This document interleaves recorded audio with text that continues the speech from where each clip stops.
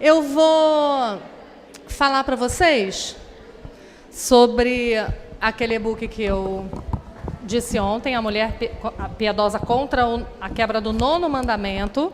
É um livro que eu ainda não tenho ele físico, só e-book, mas pretendo um dia botar para gráfica. Mas ele é um livro muito joia que fala sobre a quebra do nono mandamento, que trata da nossa língua. Então, é um assunto muito bom para a mulherada, muito importante para nós. Aprendemos a dominar a nossa língua. Esse livro eu tenho ele só na Amazon. Então, se você quiser, você digita lá no Google, que você vai achá-lo. E se você pode passar...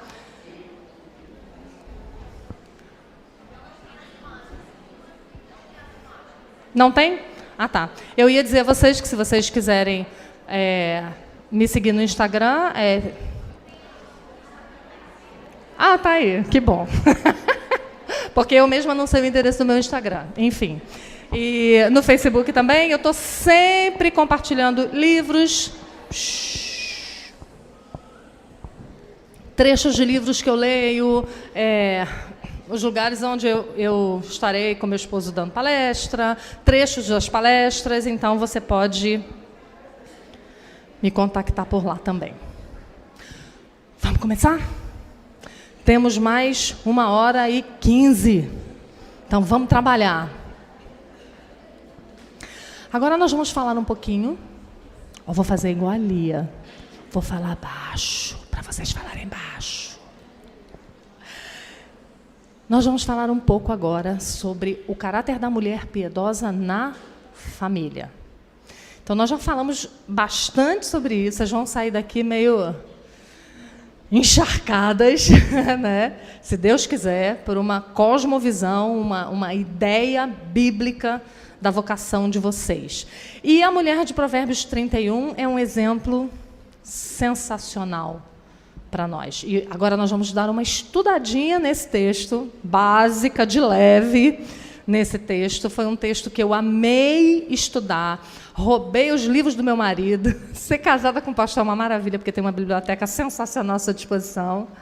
Né, Edgleuma? É sempre uma briga depois, né? Porque pega, tem que botar no lugar, não pode fazer estrelinha, não pode marcar, não pode abrir demais. Você tem que ler o livro assim, ó. Lá em casa a gente tem que ler assim, ó.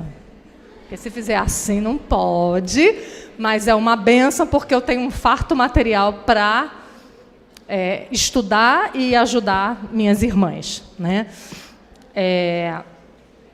Engraçado, Matthew Henry dizia que as mulheres, cumprindo essa missão de Tito II, às vezes têm mais acesso ao coração de outras mulheres do que o próprio ministro, porque em assuntos peculiares à feminilidade. Né? Por quê? Porque a gente sabe das dores uma da outra, então a gente fala exatamente naquele ponto chave que a gente também sofre, que a gente também sente. Né? Então, é sempre um prazer para mim, eu sempre aprendo muito quando eu vou estudar para dar palestra, até quando eu estou dando palestra, é engraçado, eu não sei se você nunca deu uma palestra na sua vida, quando você está falando, às vezes você mesma olha alguma coisa que você escreveu que você não tinha pensado sobre isso, e você está aqui na frente falando, você já falou daquele tema, você já falou daquela palestra, e você fica... Nossa, não tinha pensado nisso. Então, você faz conexões. Então, ao mesmo tempo que vocês estão aprendendo, eu estou aprendendo. E a mulher de Provérbios 31 foi uma delícia. Foi uma palestra que eu estudei, e todo lugar que eu vou agora, eu pergunto, deixa eu falar da mulher de Provérbios 31? Dá para incluir esse tema da mulher de Provérbios 31? Porque é um ensino sensacional. Primeira coisa que a gente tem que saber. Este texto... é um pai, como todo o livro de Provérbios, ensinando ao seu filho as últimas lições antes dele ir embora de casa, antes dele gerir a própria vida. Então, o tempo todo é um pai ali de Israel falando ao seu filho, e é um paralelo a Deus instruindo a sua igreja, a nós. Né? O tempo todo ele vai dar conselhos a esse filho sobre sabedoria, sobre o temor do Senhor. E ele termina dizendo para esse filho, no caso a mulher, né, a mãe de Lemuel, dizendo a esse filho que tipo de mulher ele deveria procurar. para se casar. Então, este é o retrato da mulher temente ao Senhor, não só para que nós procuremos uma esposa assim para os nossos filhos, ajudemos nessa labuta, mas para que nós oremos, mas para que também nós sejamos. Essa mulher aqui, esse é um modelo para nós. E não é aquele modelo naquela ideia, é a utopia do que nós deveríamos ser, mas nós não conseguimos mesmo. Não, é um modelo que nós devemos buscar arduamente. E eu sempre gosto de começar esse texto dizendo que eu aprendi muito com uma palestra no YouTube. O YouTube é uma bênção. A internet é uma bênção. Usem e ensinem os seus filhos a usar a internet para a glória de Deus, porque ela é uma bênção. Uma palestra que eu ouvi de um pastor de Recife, presbiteriano, chamado pastor Paulo Brasil, não sei quantos de vocês conhecem, uma bênção, um estudioso da palavra de Deus, professor de hebraico do Seminário Presbiteriano do Norte, e ele tem uma pregação sobre Provérbios 31, que ele faz a aplicação e a comparação de Cristo e a igreja com essa mulher e o marido. É fenomenal. E algumas coisas que eu vou dizer aqui, eu aprendi com ele nessa pregação. Se você puder, você coloca lá no YouTube, A Igreja Virtuosa. E é essa pregação que você vai ver. Então, ele começa explicando que a própria estrutura do poema já demonstra a importância dele. Ali é um poema hebraico, né? E na nossa língua a gente não consegue ver, mas ali é um acróstico. O que isso significa? Cada verso começando com uma letra do alfabeto hebraico. A gente não consegue ver. E ele explica para a gente que o que isso quer dizer é a completude daquele relacionamento. E aí ele fala também a importância do casamento como aquele que começa a história da humanidade e termina. Começa e termina com um casamento, né?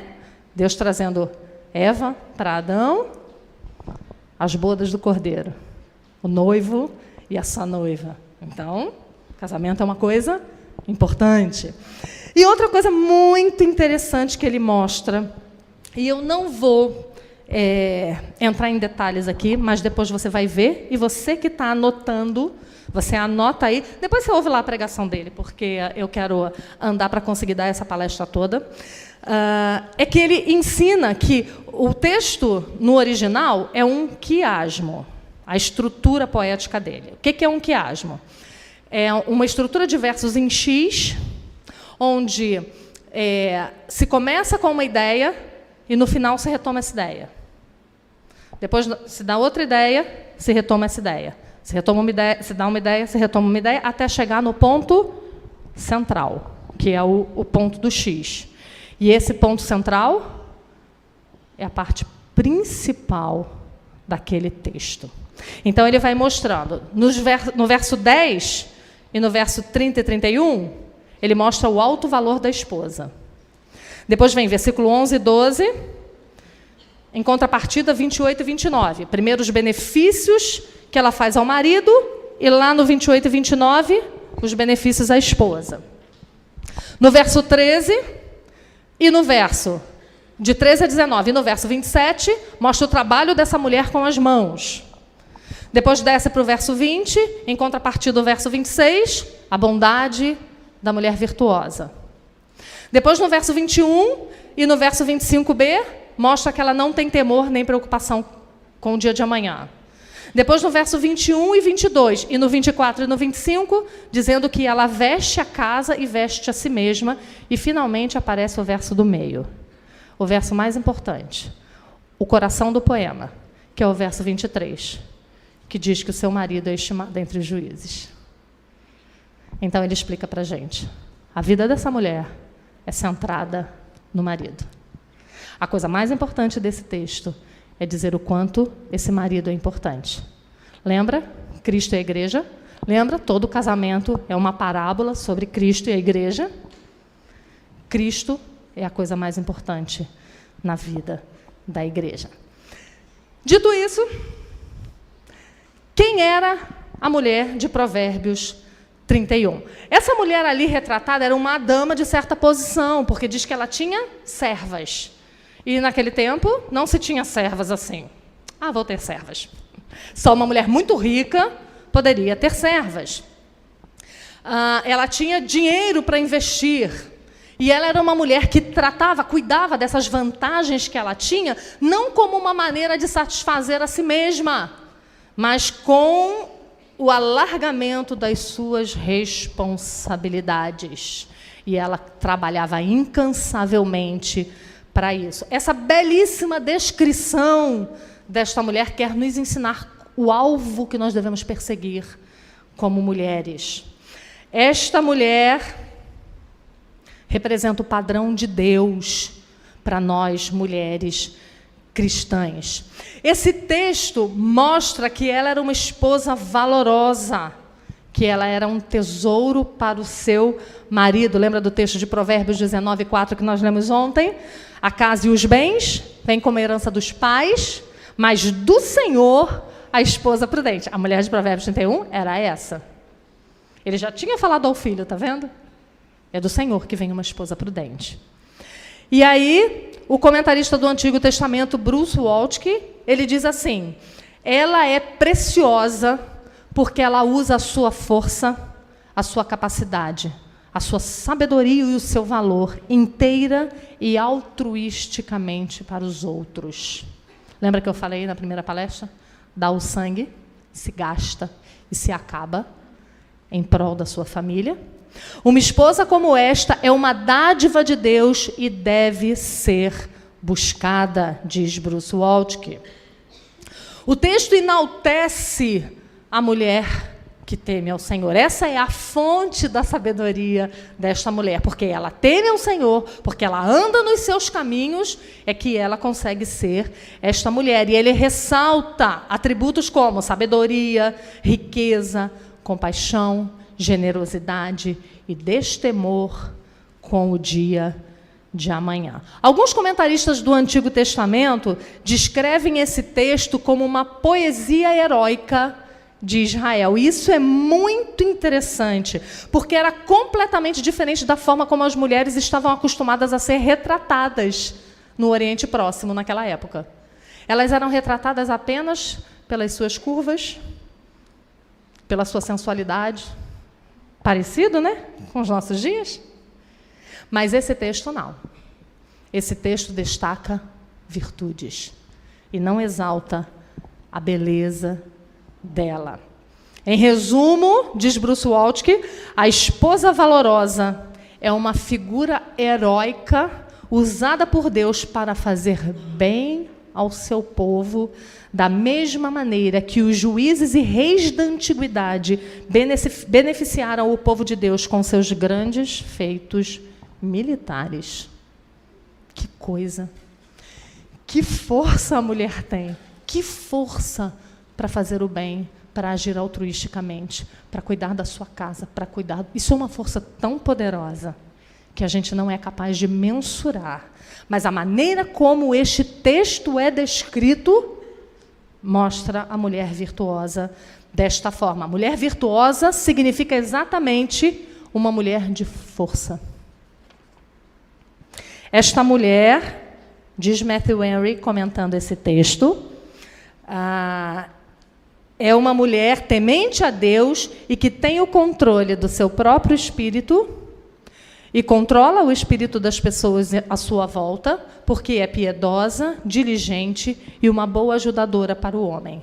Uma mulher virtuosa é uma mulher resoluta, que, tendo desposado os bons princípios, é firme e constante com eles, e não será amedrontada por ventos e nuvens a se afastar de nenhuma parte dos seus deveres.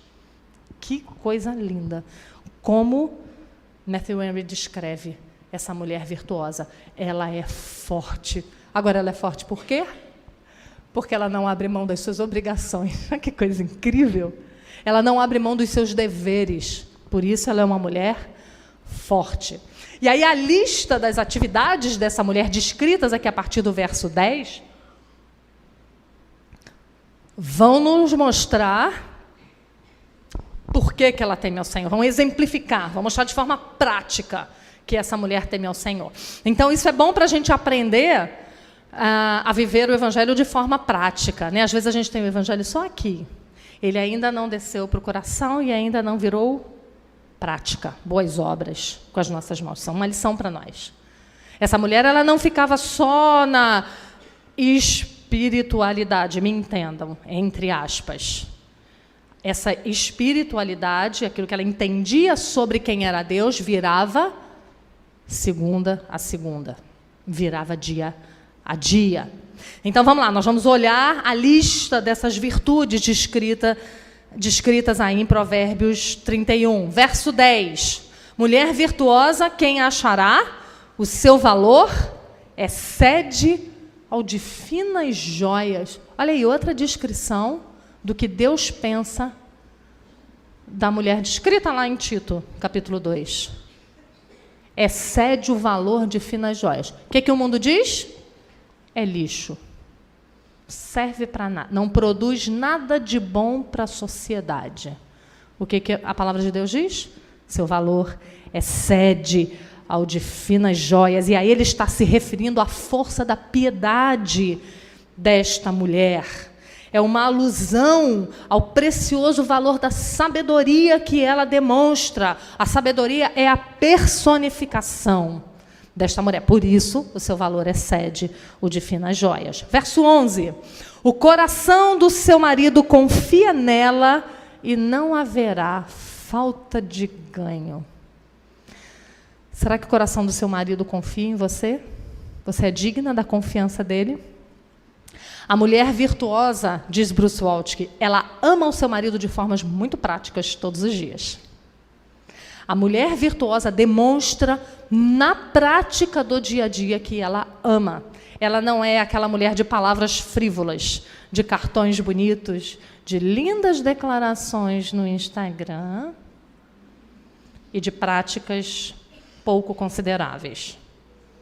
Ela era uma mulher que colocava em prática aquilo que ela declarava, que era o amor dela ao seu marido. E esse marido confiava nela. Esse marido tinha a certeza de que ela era fiel a ele. E não é fiel apenas no sentido da fidelidade conjugal. Não era só isso, não. Vejam o que Matthew Henry diz. Ele confia na fidelidade dela aos seus interesses e aos interesses da família.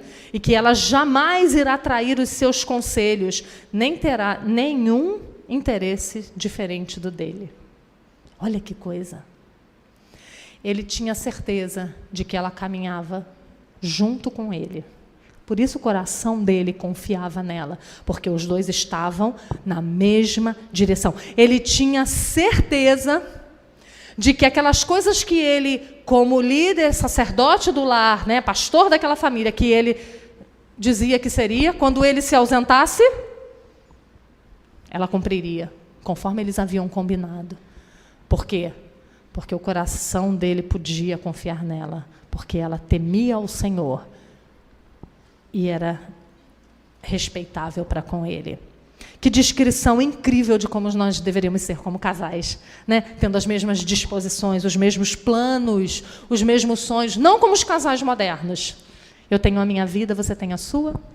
Eu tenho a minha conta, você tem a sua. Eu tiro as minhas férias, você tira a sua. Eu moro numa cidade, você mora em outra. Porque hoje em dia é assim, né? Eu tenho o meu concurso público, eu não posso abrir mão dele. E meu marido passou em outro, beijos, até mais. A gente se encontra final de semana. Não, os dois caminhavam juntos o tempo todo e perseguiam os mesmos objetivos. Verso 12.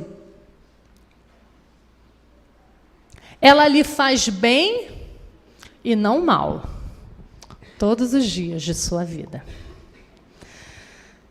É uma autoanálise muito pesada. Nós nos perguntarmos a nós mesmas se nós temos feito bem ao nosso marido todos os dias. Olha o que Bruce Waltke diz sobre esse verso. O coração do marido confia nela por esses motivos, porque ela lhe faz o bem.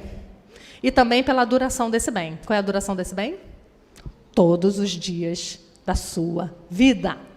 Esta descrição demonstra que ela cumpre os seus deveres de esposa, mãe e dona de casa de forma cuidadosa e incansável. Todos os dias de sua vida, diz Bruce Waltke, significa que em cada ponto da linha contínua da vida dessa mulher com seu marido, ela não falha com ele. Aí quando eu li isso, eu falei... E eu achando que eu podia me chamar de mulher virtuosa, não podia. Ela é uma linha contínua, ela não é que nem a gente. Hoje está bem, né? Fiel ali aos propósitos da família, do marido, amanhã trata mal o marido, é ríspida com o marido. Depois da manhã, a gente ama o marido, cuida dele. Semana que vem, a gente diz, te vira, faz tua janta, que isso é problema teu. Né? Deveres iguais e direitos iguais aqui nessa casa. Não, ela era uma linha constante. Seu compromisso com o bem-estar do marido é verdadeiro, não falso. Constante, não temperamental. Esse Bruce Waltke devia ser casado, né? Confiável, não instável e criterioso. Olha que descrição sensacional. Isso significa dizer que a mulher virtuosa não era guiada por sentimentos voláteis nem pelo seu humor. O bem que ela faz a esse marido não dependia daquilo que ela estava sentindo. Lembra da primeira palestra, quando a gente falou sobre os filhos? Sobre como eles têm que aprender a dominar o que eles sentem para fazer o que é a vontade de Deus? Que o que eles sentem não interessa, mas interessa obedecer? É isso aqui. A mulher virtuosa, é essa a descrição dela, quando diz ela lhe faz bem e não mal todos os dias da sua vida. Não importa como ela se sente, importa que ela sabe que ela foi chamada para fazer o bem para aquele homem, para cuidar dele, e ela vai fazer isso. Cuidar bem do marido e da família é um compromisso que está além dos seus hormônios. Lembra da TPM? Lembra da menopausa? Gravidez, pós-gravidez? Meu amigo, se tu fores esperar depender dos teus hormônios para ser fiel ao teu marido, não vai acontecer. Porque primeiro é TPM, depois é a gravidez, depois vem menopausa. E gravidez de 1 filho, 2 filhos, 3 filhos, 4 filhos. Então é a vida inteira com hormônio bagunçado. Tem jeito. Então não depende, esta mulher não dependia de como ela se sentia e de como estava a variação do seu humor para fazer bem para o seu marido. Ela simplesmente fazia. Esta era uma preocupação constante e duradoura. Não estava ligada apenas ao começo da vida conjugal, quando os sonhos e promessas ainda são brilhantes. Eu já falei isso para vocês, se não para vocês, para vocês. Vocês já devem ter me ouvido falar isso algumas vezes. Mas toda vez que eu vejo o Oreb fazendo um casamento, e eu vejo os noivinhos ali, eu olho para eles, eu penso, ô bichinhos, ô gente, eles estão achando que a vida é isso. Uma festa linda, uma maquiagem impecável, comidas maravilhosas, só alegria, o coração batendo até acabar a lua de mel e começar a vida de verdade, que não é ruim não, é muito boa. Mas não é aquilo. É porque a gente é acostumado com Hollywood. Como é que é Hollywood? O ponto auge é a festa de casamento. E viveram felizes para sempre, ponto, acabou. Não, o casamento é só o começo. E depois dali, vem muita luta. Porque tudo na vida é com muita luta. É com muito choro. Porque, quando pecadores dizem sim, são dois pecadores lutando para viverem em santidade. Um com o outro, acordando e dormindo junto. Claro que isso não vai ser fácil. Isso vai ser muito difícil. O bem que esta mulher faz ao marido não é só enquanto dura o coraçãozinho palpitando. Não é. Eu sempre brinco com as meninas também, que essa história do coraçãozinho palpitando, de ficar vermelha, dura pouco tempo. Porque imagina, eu vou fazer 30 anos de casado, se até hoje, quando o Oreb aparecesse ali, meu coração palpitasse, eu ia ser cardíaca. Não é? Eu estava morta. Imagina, toda vez que ele diz, oi, amor, cheguei. Ai, não pode. Não tem como. O que o mundo diz? Não palpita teu coração? Arruma outro. O que a Bíblia diz? O que Deus uniu, não separe o homem. Mesmo quando seu coraçãozinho parar de vir para a garganta. Mesmo quando ele te irritar. Mesmo quando ele fizer aquilo que você já pediu. Ontem a gente estava brincando, né? Alguém disse que o marido e os filhos lavam a mão na pia e vão assim, procurando um pano para ver se não molha, né? Eu falei, mas que evolução, porque lá em casa os meninos fazem assim, meus filhos, ó. E aí, para os que já casaram, né, tadinha das noras, porque ainda está solteira, eu falo, pega o pano, a minha nora vai ter raiva de mim, seca essa mão. Nesses momentos, a mulher virtuosa também faz o bem para o seu marido. Ela lhe faz bem todos os dias da sua vida. O cuidado desta mulher com ele, já me perdi, não sei nem a hora que eu comecei. Alguém vê aí e me fala quando faltar 15 minutos. O cuidado dela para com ele também se dá em meio às dificuldades da vida, aos desânimos, às tragédias, às perdas, e até mesmo quando ele peca contra ela. É aí que nós vemos a disposição desta mulher de cuidar dele, de fazer bem a ele todos os dias da vida. Por quê? Por isso que eu falei do casalzinho ali na frente. Porque eles acham que o amor deles vai protegê-los da morte. Não é assim quando a gente é jovem, a gente acha que a gente não morre. Vai protegê-los da traição, da doença, da morte, dos acidentes. Mas essas coisas sobrevêm a nós porque nós ainda estamos no mundo de pecado. Nós não estamos na terra redimida ainda.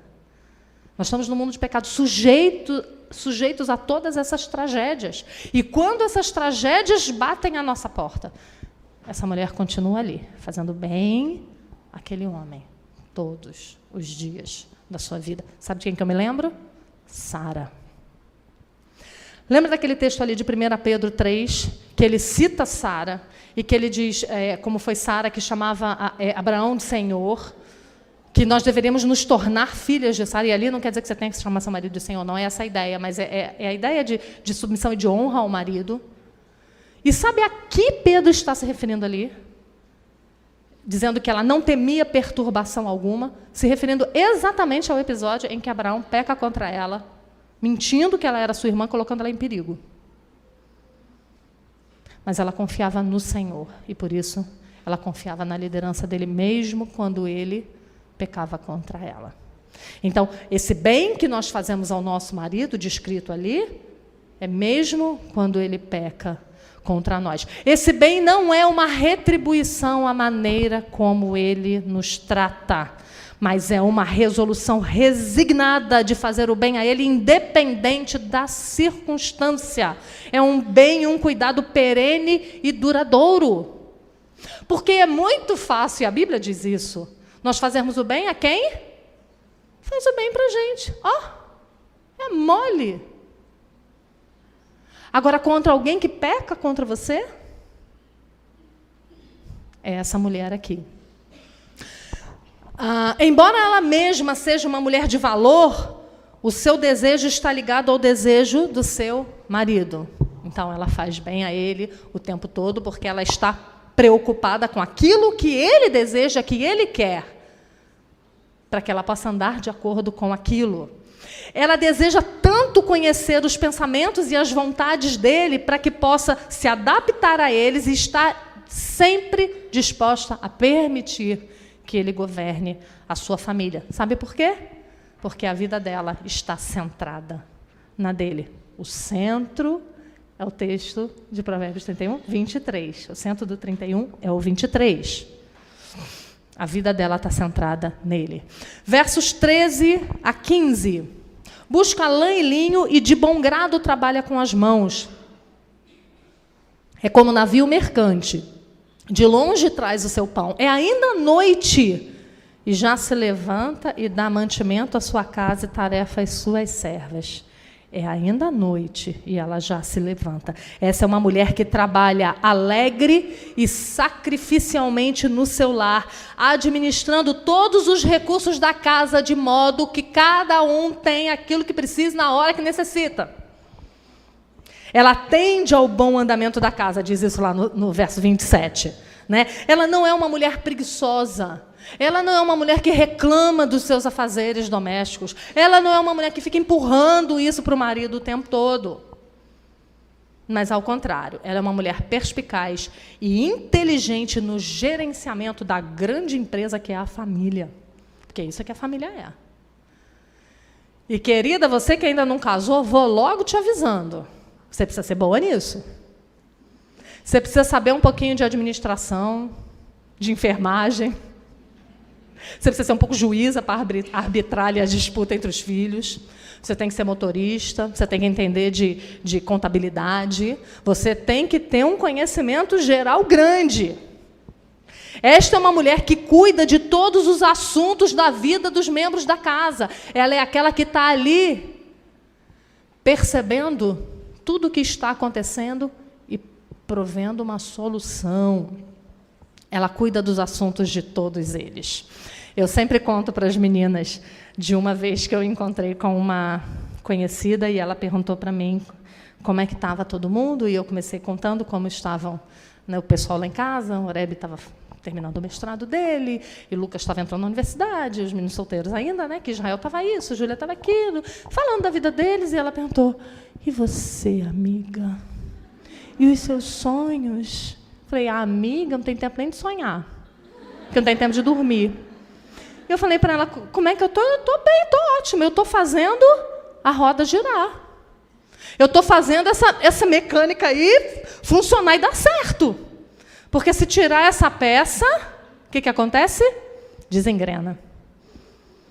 É igual um castelinho de cartas. Tirou a mulher do lugar dela e da função e da vocação dela, vai desmoronar. Porque só ela pode fazer aquilo que Deus chamou ela para fazer. Verso 16. Examina uma propriedade e adquire-a. Planta uma vinha com as rendas do seu trabalho. Essa é uma mulher que entende das coisas. Ela é inteligente. Ela não é uma bobinha pintada como aquelas mulheres que o movimento feminista pintavam, né? Que mulher submissa era isso, né? Uma bobinha que não sabia dar opinião, que não sabe comprar nada, e que tudo... Não é isso que a Bíblia nos chama a ser.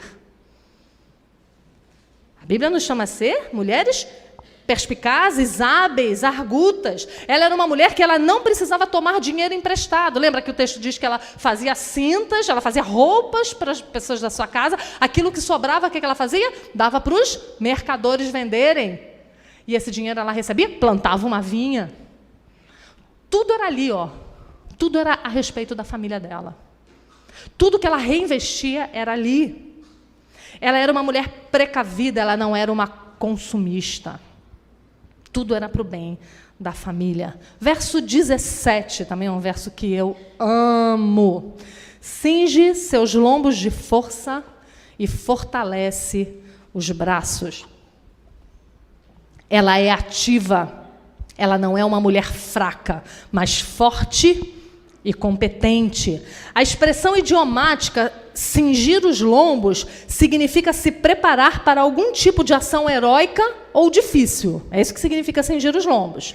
Como uma corrida cansativa. A metáfora aponta, isso é Bruce Waltke falando, a metáfora aponta para a sua motivação e preparação mental e espiritual que equipa o seu corpo. Olha que interessante. Essa mulher era uma mulher que se preparava mental e espiritualmente. O que é isso? Ela sabe da sua vocação e da sua obrigação. Ela é grata por isso. E ela sabe que é o dever dela. Então, isso vai equipar o seu corpo para ser forte. É isso que significa cingir os lombos. Ela é aquela mulher que busca forças onde não tem, para continuar cumprindo a sua vocação. Quantas de vocês já não se sentiram assim? Já não acordaram numa segunda-feira de manhã, depois do domingo inteiro na igreja, com a casa que pareceu que explodiu uma bomba, com um menino doente que não dormiu, fazendo pirraça, você tendo que disciplinar, e o marido deixando uma listinha, paga essa conta para mim, liga para o bombeiro hidráulico, faz isso assim, assim para mim, e você assim, eu quero dormir, eu queria dormir, acordar 10 horas. Ainda noite, ela já se levanta, ela cinge os lombos de força. Ela é uma mulher que não é como uma donzela, chorona, molenga, Nutella, mimimi. Ela é resoluta, ela é forte. Ela não quer saber de ficar deitada no sofá, vendo Netflix e mexendo no Instagram o dia inteiro. Não, ela não tinha Instagram. Eu não tenho nada contra o Instagram, gente. Não tenho mesmo, eu tenho Instagram. Não tenho nada contra. Eu só acho que a gente precisa dar uma moderada, porque a gente está perdendo a linha. A gente está perdendo a linha. Tem um negocinho no celular de algumas pessoas, não sei se todos têm, que você pode contar o tempo de uso do celular. Dá uma olhadinha quantas horas você tem usado no seu dia, em redes sociais. Depois você vem me dizer que não tem tempo de ler livro, tá? Fofa. Eu não leio porque eu não tenho tempo. Eu não faço visita, eu não oro porque eu não tenho tempo. Primeiro você vê quantas horas você gasta em rede social. Depois, ela não tinha rede social, te juro. Não tinha. Ela era uma mulher trabalhadora. Verso 18 e 19. Ela percebe que o seu ganho é bom e sua lâmpada não se apaga de noite. Estende as mãos ao fuso, mãos que pegam na roca. Quando ela diz que o seu ganho é bom, significa que tudo que ela faz dá bom resultado porque ela tem uma prudente administração, porque ela cuida dos interesses da sua casa. Ela percebe que pode fazer ela mesma as coisas melhores e mais baratas do que comprá-las. Está vendo como é importante a gente saber usar o nosso tempo? Muitas mulheres gostam de me perguntar, eu devo trabalhar fora, eu devo fazer uma faculdade, depois que eu estou casada com os meus filhos, como é que eu faço para administrar, para fazer isso? Meu amor, cada um faz do jeito que quiser, que eu não sou mãe de vocês. Uma coisa eu sei, tenha tempo para cuidar da sua família. Qualquer coisa que te roube isso, está te fazendo pecar contra a sua vocação, seja o que for. Inclusive ficar em casa o dia inteiro vendo novela. Não, novela não. Porque crente não vê novela, né, gente? Colabora comigo, me ajuda. Vendo Netflix, uma série decente, né? Não pode, não dá para perder tempo com essas coisas. A gente tem muito trabalho pela frente. É por isso que o povo não quer casar e não quer ter filho, porque não quer trabalhar.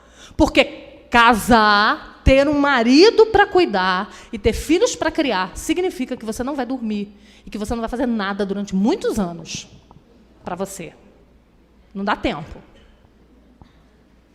Então, quando diz que o ganho dela é bom, significa que ela vê resultado da boa administração dela. Ela tem tempo para economizar, para ver um jeito de gastar menos, para ver um jeito da coisa sair mais barata. Sua lâmpada não se apaga de noite. Quando ele diz que a lâmpada dela não se apaga de noite, ele está querendo dizer o seguinte, que muitas usam a desculpa de que já é noite, então as luzes já não acabavam, né? Sei lá qual era a lamparina, sei lá o que, já tinha que ser desligada, porque chegou a noite, já era hora de dormir, mas ela não. Ok, já está escuro, mas eu preciso continuar trabalhando. Então, ela era uma mulher que dormia depois de todo mundo e acordava antes de todo mundo. A mulher virtuosa, diz Matthew Henry, olha que pancada. A mulher virtuosa ama o trabalho mais do que o seu sossego ou o seu prazer. Os que têm uma família da qual cuidar não devem amar excessivamente a sua cama pela manhã. Eu amo os puritanos por isso. Ela se dedica às atividades que são apropriadas para ela. Ela faz o que faz com toda a sua força e não brinca com a sua atividade, nem a desmerece. Ela não acha que o que ela faz é nada demais, que qualquer um pode fazer. Ela não desmerece a sua vocação. A mulher virtuosa é aquela que trabalha sem parar. E eu vou ler para vocês um panfletinho que eu recebi uma vez no supermercado, que eu fiquei rindo, porque é exatamente assim. Diz assim: a mãe e o pai estavam assistindo televisão quando a mãe disse: estou cansada e já é tarde, vou me deitar. Foi à cozinha fazer um sanduíche para os meninos levarem para a escola, passou uma água nos copos que estavam em cima da pia, tirou a carne do freezer para o almoço do dia seguinte, encheu o açucareiro, colocou xícaras e talheres na mesa e deixou a cafeteira pronta para ser ligada no dia seguinte. Colocou ainda umas roupinhas na máquina para lavar, passou uma camisa a ferro, pegou um botão que estava caindo, guardou umas peças do jogo que ficaram em cima da mesa, pôs a agenda de telefone no lugar, regou as plantas, despejou o lixo, pendurou uma toalha para secar. Bocejou, se espreguiçou, foi para o quarto. Parou ainda na escrivaninha, escreveu um bilhete para a professora, deixou um envelope com dinheiro para a excursão do colégio, apanhou um caderno que estava caído embaixo da cadeira, preparou um cartão de parabéns para uma amiga e fez uma pequena lista de supermercado. A essa altura, o pai que estava lá na sala disse: pensei que você tinha ido deitar. Estou a caminho, respondeu ela. Pôs água na vasilha do cachorro, chamou o gato para dentro de casa, certificou-se que as portas estavam fechadas, deu uma olhada no quarto das crianças, apagou a luz de um abajur, pendurou uma camisa, jogou umas meias no cesto de roupa suja, conversou um pouco com o filho mais velho que ainda estava estudando. Já no quarto, acertou o despertador, preparou a roupa para o dia seguinte e arrumou os sapatos. Lavou o rosto, passou creme. Pense que eu não passo creme, tem uns 10 anos. Passou o creme, escovou os dentes e acertou uma unha partida. A essa altura, o pai desligou a televisão e disse: vou deitar, e foi. Eu não sei se esse folhetinho tinha um cunho feminista, tá? Longe de mim. Mas é porque essa é a tarefa dela. Ele está tranquilo. Ele foi cumprir a tarefa dele, cumpriu bem arduamente. Mas isso é típico do homem. Ele não olha essas coisas. Ele vai passar 20 vezes pela agenda caída. Porque ele tem outros alvos, outras preocupações. Nós somos diferentes. Por isso que a gente se casa, homem e mulher. A gente tem outras perspectivas. Ele nunca vai ver a agenda caída. A agenda vai criar raiz. Vai formar uma árvore. E ele não vai ver. Sabe por quê? Ele está preocupado em matar o leão. Ele está preparado em trazer comida. Ele está preocupado se ele não vai perder o emprego dele. Ele está preocupado em fazer uma pós. Ele está preocupado com outras coisas. Ele está preocupado em te guardar. Ele está preocupado em comprar uma casa para deixar você segura. A preocupação do homem é outra. A preocupação nossa é essa. E aí o que acontece com essa mulher? Se ela não disser, chega, vou dormir, ela não vai dormir. Ou você tem algum dia na sua casa que você diga, ufa, tudo feito. Não existe. Não existe. Não tem. Eu tenho uma amiga que ela escreveu para mim esses dias, ela falou, Simone, como é que você fazia com 4 filhos pequenos para dar conta da casa? Eu falei, gata, simples, eu não dava. Não dava. E ela dizia para mim, ai, todos os dias eu vou me deitar com aquela sensação de que eu estou devendo, querida, parabéns, muito bem, é isso mesmo, bem-vinda. Não dá tempo. Se a gente tivesse 48 horas num dia, a gente não conseguiria dar conta de tanta demanda. E quanto mais filhos, mais demanda. Celeiro, tendo bois, o celeiro fica sujo. Se não tiver bois, fica limpinho. Mas também tu não tem as recompensas.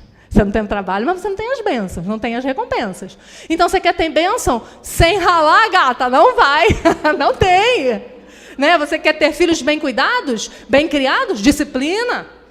Você quer ter uma velhice farta e segura? Tenha filhos, porque são eles que vão cuidar de você e vão te sustentar. Né? A gente está muito focado em ter os benefícios, mas a gente não quer trilhar o caminho duro até chegar lá. E essa mulher aqui não. Essa mulher trabalhava duro o tempo todo. Verso 20. Abre a mão ao aflito e ainda estende ao necessitado. Olha que mulher. Ela não cuidava só dos seus, ela estava alerta em volta, em quem estava precisando de ajuda. O coração dela não estava focado na renda dela, mas em como essa renda podia ser revertida para o bem dos seus e dos necessitados. Verso 21, no tocante à sua casa, não teme a neve, pois todos andam vestidos de lã escarlate. Essa mulher sabia que o perigo viria, a neve viria, o frio viria. E o que ela fazia? Sentava e chorava porque viria o frio? Não, ela ia se preparar. Ela trabalhava em prol daquele dia que ela sabia que seria um dia mau. É isso que esse verso quer dizer. Essa é uma referência a qualquer tipo de prevenção ou precaução que esta mulher sabiamente tomava. Ela não esperava a dificuldade chegar, ela se precavia e ficava de sobreaviso. Sabe o que isso significa? Que a mente dela estava voltada para a casa dela.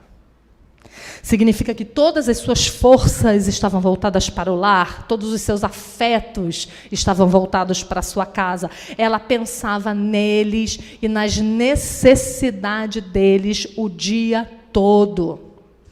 E aí nós chegamos ao centro do poema, verso 23. O seu marido é estimado entre os juízes quando se assenta com os anciãos. Ele era um homem respeitado por muitos motivos.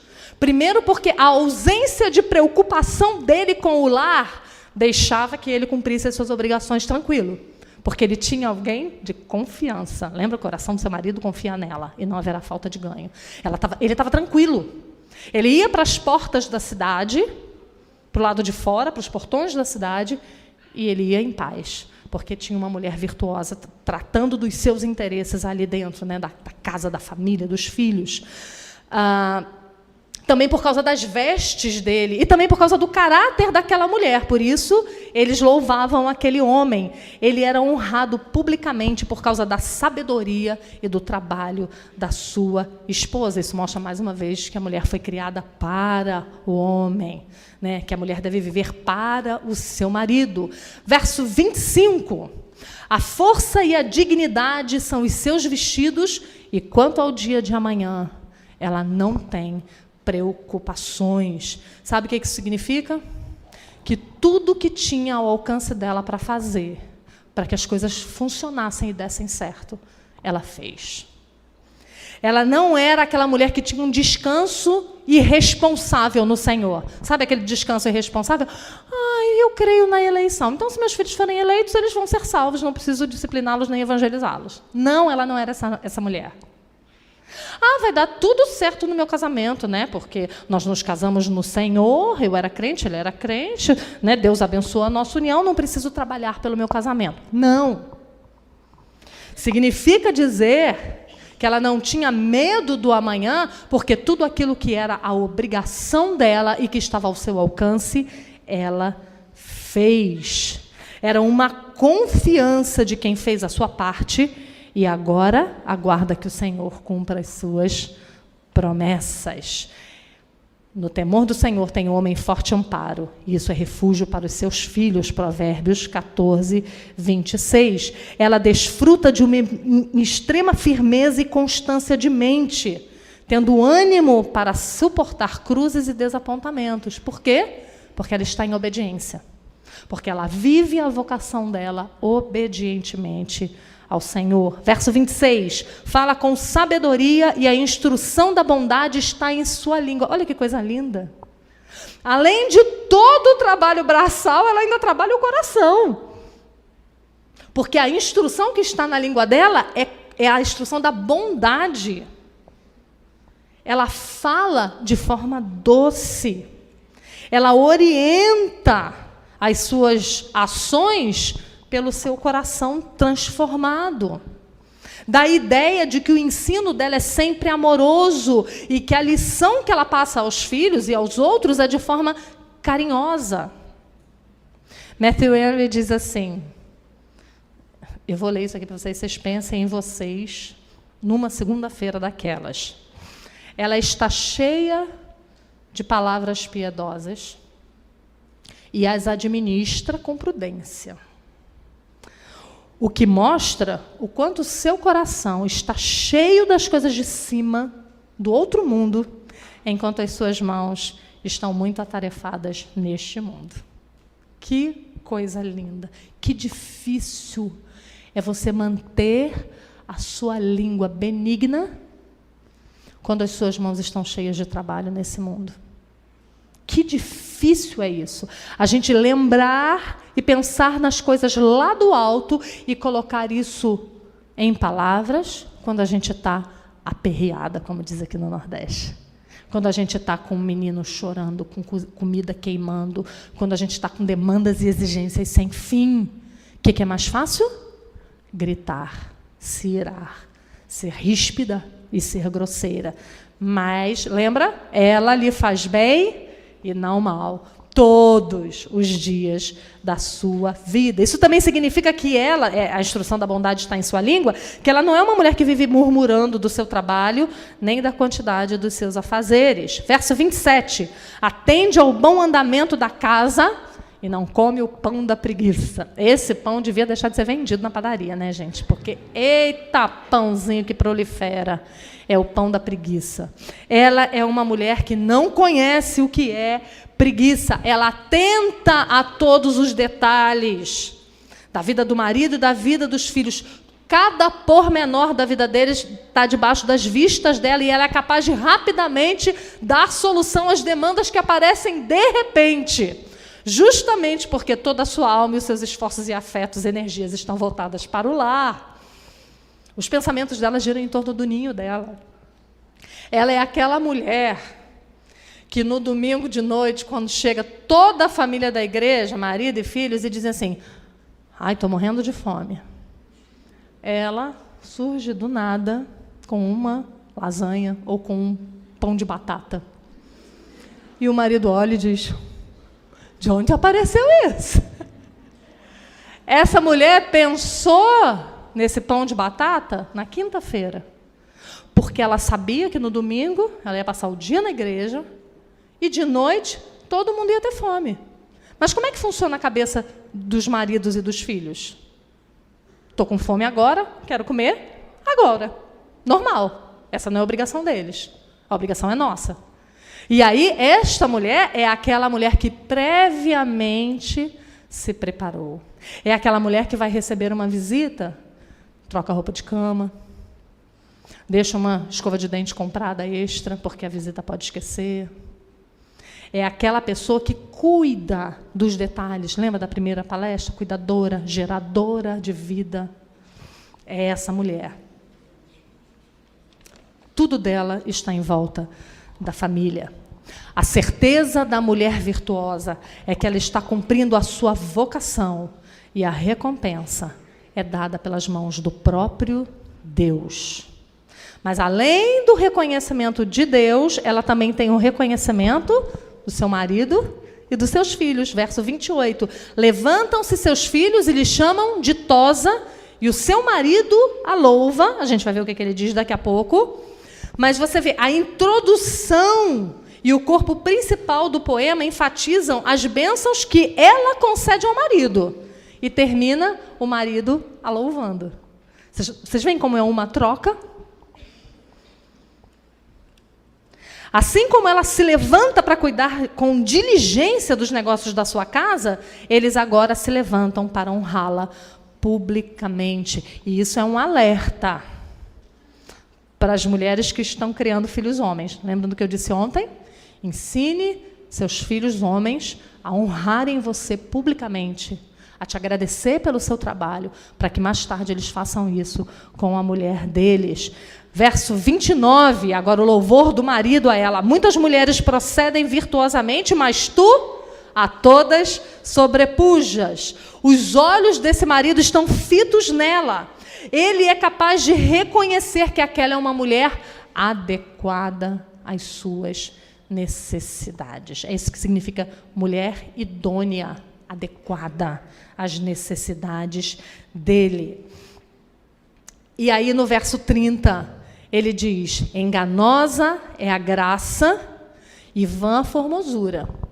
Mas a mulher que teme ao Senhor, agindo dessa forma, essa será louvada. Graça aí significa charme ou elegância, e formosura vã fala a respeito da beleza física como algo irreal e passageiro. Matthew Henry diz assim: a beleza não recomenda ninguém a Deus, nem é uma indicação segura da sabedoria e bondade, mas engana muitos homens que basearam a escolha de uma esposa por esse critério. Pode haver uma alma impura e deformada alojada em um corpo belo e atraente. A beleza é, na melhor das hipóteses, uma coisa passageira. Portanto, é vã e enganosa. Uma doença, eu citei isso para vocês ontem, né? Uma doença poderá manchá-la em pouco tempo, 1000 acidentes podem destruir essa flor no seu auge, a velhice certamente a secará, e a morte e a sepultura a consumirão, diz Matthew Henry. Então, a beleza não serve de nada. Até porque toda mulher bonita fica velha. E a força da gravidade é imperdoável. Ó, cai, cai, cai. Não tem como parar. Então, quando um relacionamento ele é baseado nisso, ele vai morrer. Ele vai acabar. Porque a beleza também vai acabar. Uma mulher charmosa e bela, em contraste com uma mulher que teme ao Senhor, não é digna de louvor. Pois a sua virtude é agressivamente enganosa. A beleza é considerada enganosa porque passa, e com ela passa a esperança da felicidade que ela traz. E a mulher que teme ao Senhor? E os benefícios que essa mulher faz ao seu marido? São passageiros? Não são. Eles são perenes, eles são duradouros. O fruto de suas mãos, né, o resultado que ela colhe, também serve de exemplo para as mais jovens. Verso 31, dai-lhe do fruto de suas mãos e de público a louvarão as suas obras. Então, o fruto da vida dela é incentivo para as outras, é bênção para as mulheres da igreja. Mulheres mais velhas, por favor, permaneçam firmes. Fiquem nos seus postos. As jovens precisam olhar para você e ver um casamento estável, um casamento fiel, um casamento onde um auxilia o outro, onde os dois caminham juntos para a glória de Deus. Fica firme. Pense numa coisa que me quebra o coração. Quando eu vejo um casal, qualquer casal que se divorcia, me quebra o coração. Mas quando eu vejo um casal com 20, 30 anos de estrada se divorciar, isso me quebra de um jeito. Sabe por quê? Porque pensa num casal jovem que está tendo problema. Quando ele olha para você, ele diz: eu vou conseguir, eu vou superar. Porque eles conseguiram, eles também são pecadores como eu, então eu também vou ficar firme. Dá para ser. Mas quando um jovem casal está ali, naquelas dificuldades do começo da vida, e aí olha um casal com 30 anos de casamento que desistem, e que vai cada um para um lado, o que eles podem esperar? Eu fico pensando com os meus botões, como deve ser desolador para um jovem casal que está lutando para manter o casamento, ver uma história longa se desfazer. Né? Então, que responsabilidade nós, que somos mais velhos e pais da igreja, temos de manter o nosso casamento saudável, o nosso casamento bom, apesar de nós, apesar dos nossos pecados. Como esta mulher, o fruto das suas mãos faz com que essa mulher alimente outros, alimente os mais novos. E eu gostaria de terminar nos lembrando novamente, aí voltando àquela pregação que eu falei lá no comecinho, do pastor Paulo, fazendo novamente a comparação de Cristo e a igreja. Como o nosso casamento é uma parábola de Cristo e a igreja. E a comparação desse texto com Cristo e a igreja é estampada de forma maravilhosa. O marido é glorificado nos portões da cidade. Cristo é glorificado no mundo. A mulher é reconhecida em casa. A igreja tem o seu prazer e o seu reconhecimento em Cristo. Olha que comparação incrível. Assim como a mulher em casa, a igreja não é reconhecida pelo mundo, mas Cristo conhece e louva a sua igreja e diz que ela tem valor. Cristo a conhece pelo nome. O marido e os filhos a louvam. Então, o reconhecimento que a gente deve buscar não é o reconhecimento do mundo, assim como a igreja não o faz, mas o reconhecimento do noivo. E aí eu me lembro de um livro que eu amo, que eu não sei se tem aí, que se chama Pensamentos Secretos de uma Convertida Improvável, de Rosaria Butterfield, que é uma história sensacional da conversão de uma mulher. E eu quero terminar contando a história dela, para fixar na nossa mente essa questão da glória da mulher estar no lar, na sua vocação para ser mãe e esposa. Essa mulher, ela era uma ativista feminista, lésbica. Ela era uma professora universitária que trabalhava recolhendo pessoas do movimento LGBT na sua casa, até o dia que ela se converteu, quase aos 40 anos de idade.